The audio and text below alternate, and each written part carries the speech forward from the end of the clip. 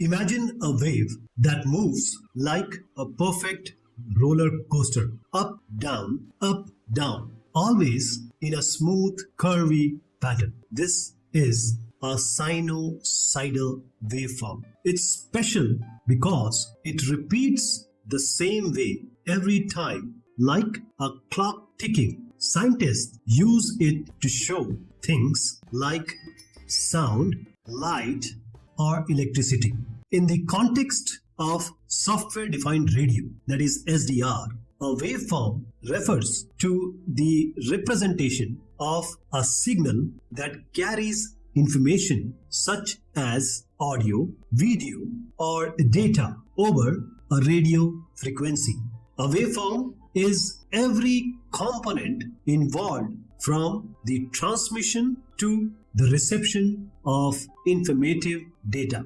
Waveforms are critical in radio because they define how information is encoded, transmitted, and decoded using a software. For example, sine wave. The sine waves are smooth and repetitive, often used for simple tones. Square waves, it alternates between high and low and are used in digital signals. Then we have the complex waveforms.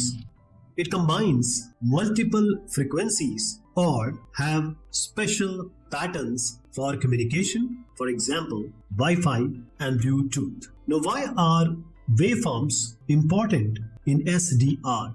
Waveforms determine how information is transmitted. They specify frequency, that is where the signal sits in the spectrum. Modulation, how the signal carries information, for example, AM, FM, PSK, QAM, and the bandwidth, how much space the signal takes up in the spectrum. In SDR, you can change or design waveforms simply by modifying software. This flexibility allows SDR to support multiple communication standards. For example, LTE, GPS, amateur radio. So what are the components of a waveform in SDR? The first one is baseband signal, the raw data or information to be transmitted. Then we have modulated signal, the baseband signal shaped onto a carrier frequency.